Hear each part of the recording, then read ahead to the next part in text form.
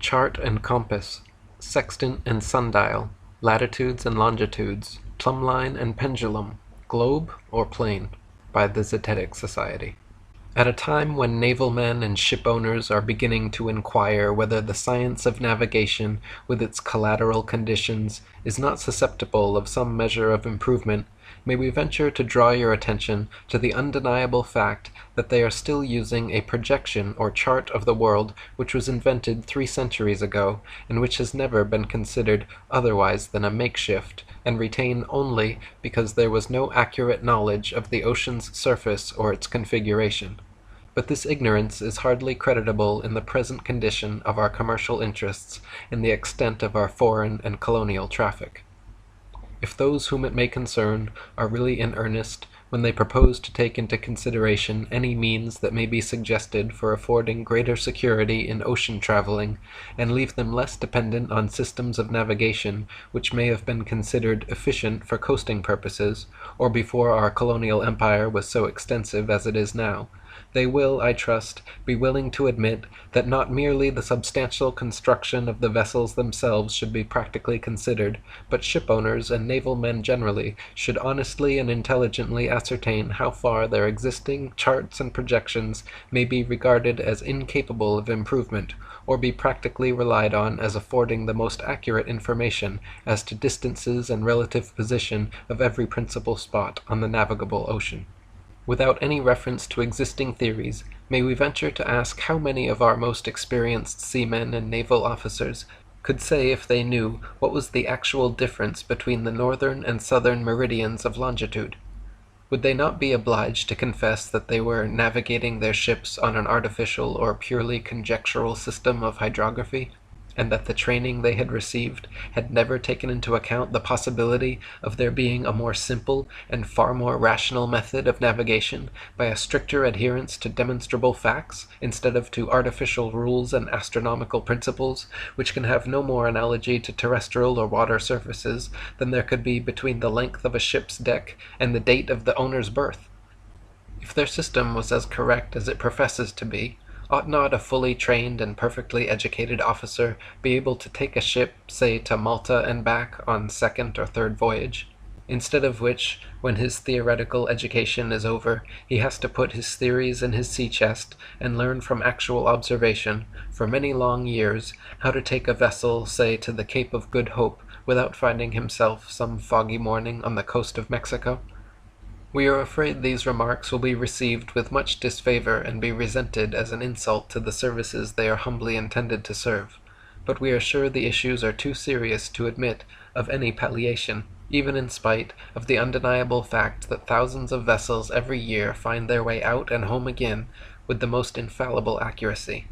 But is this any justification for retaining a system which has to be supplemented with the most voluminous tables, and practically ignored by every experienced sailor?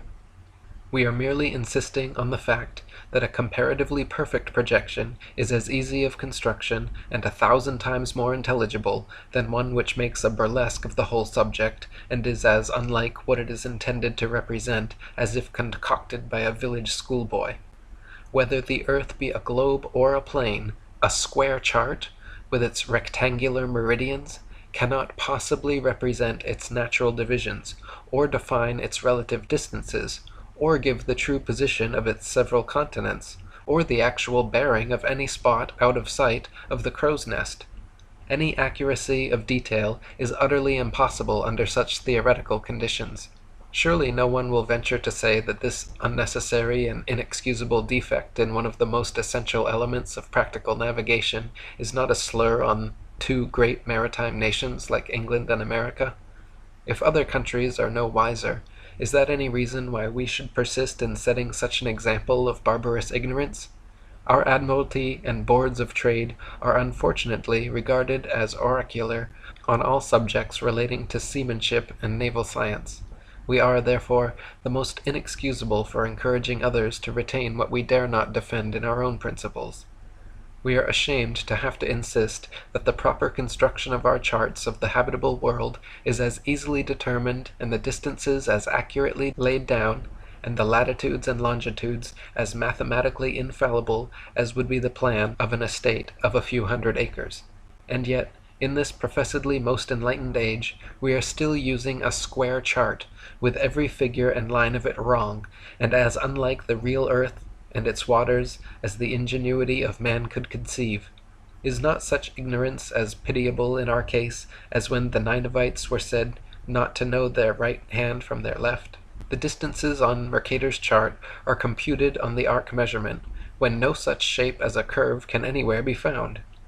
So there are not 90 degrees north or south of the equator, but only 57½ degrees, barely 45 degrees of which are practically navigable.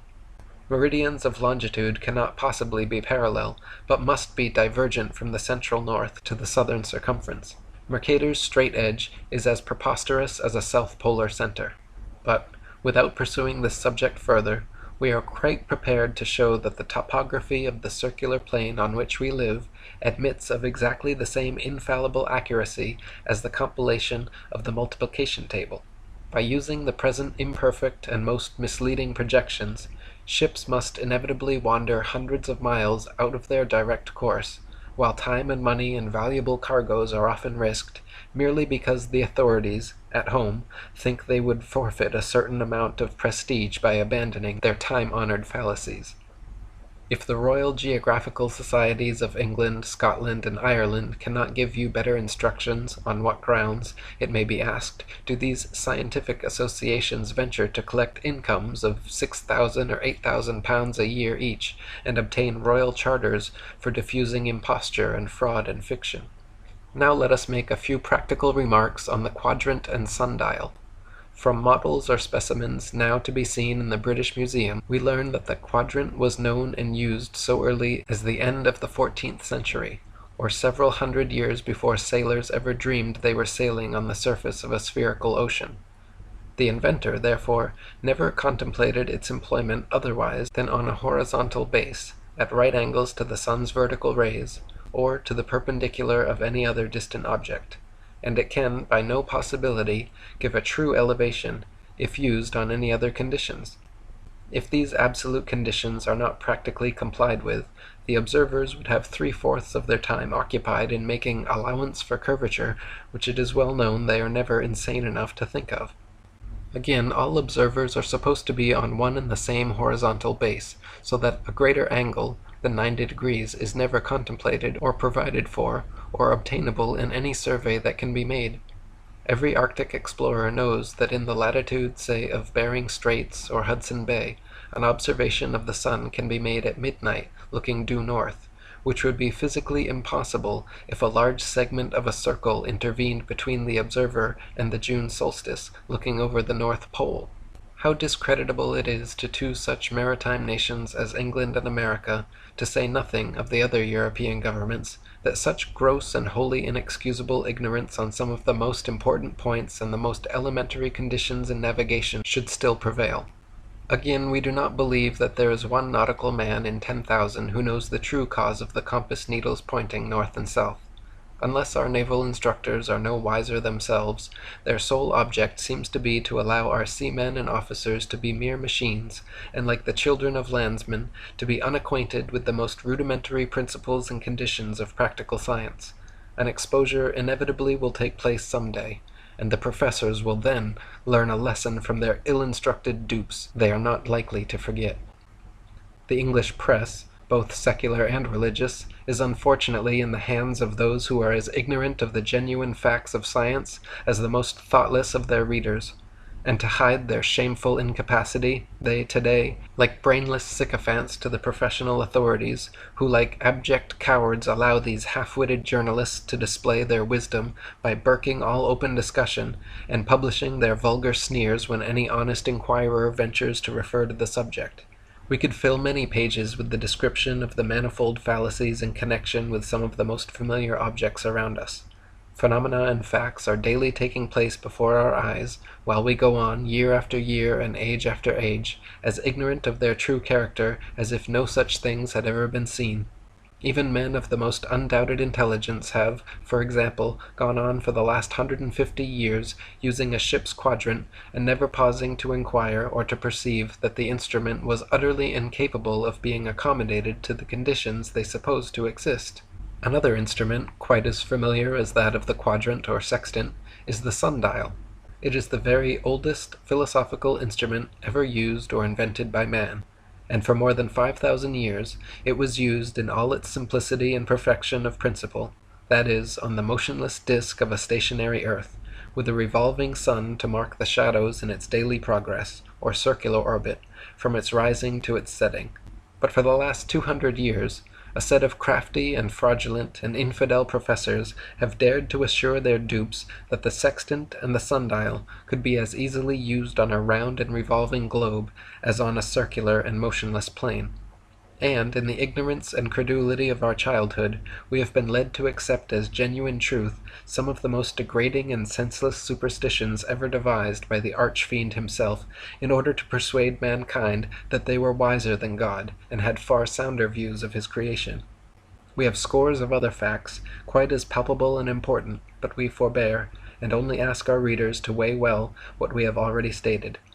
Mr. Jordan, of 81 Spring Street, Hull, will send a lithographed sketch of the true and false application of the sextant, which he was the first to detect. The inutility of a sundial on a revolving globe will be apparent at a glance, when it is remembered that a body rotating on an axis, in one uniform plane, before a fixed sun, must cast a straight shadow, east and west, of any upright staff, placed anywhere, or in any latitude, between the solstices. So, does it do so? Why not? Is it hardly credible that millions of intelligent men have used these two instruments during the last 2 centuries without detecting the glaring absurdity of adapting them to the conditions of a round and revolving globe? And yet the very professors who have most fraudulently hidden these facts from us have been year after year pocketing their enormous revenues, while leaving us to believe that all that science could reveal was honestly and instantly proclaimed for the benefit of those who have so unreservedly trusted them. And so far from exhibiting the commonest courtesy towards those who with every mark of respect sought to discuss the matter with them, they have either refused to see them, or have given them plainly to understand that no unprofessional assistance could be entertained for a moment. The Secretary of the Zetetic Society will gladly furnish any farther particulars on application. We have left ourselves no room to refer at any length to the plumb line and pendulum. We have had, however, many opportunities of proving that they are both of them as fatal to the globular theory as any of the other instruments we have mentioned. The plumb line has never been shown to deviate a hair's breadth from a true perpendicular to any horizontal base. And as for the pendulum, its vagaries have as much consistency as a weathercock, so that, literally, every possible test to which ingenuity can appeal, all of them, without one solitary exception, utterly refute the globular theory, and fully establish the truth of the motionless plane, which the most learned and godly men maintained and taught for 5,000 years, and the pagan blasphemy now insisted on in all our secular and religious literature has not the very ghost of a fact on which to rely. Pythagoras, its original inventor, openly asserted that he had spent 6 months in hell, and even if he had not told us so, we should know that there is but one source from whence such a system of lies and imposture and blasphemy could have emanated. Has it got one defender, except among the very scum of the literary world? God's bitterest curse must rest on any country and people enslaved by such heathen superstition.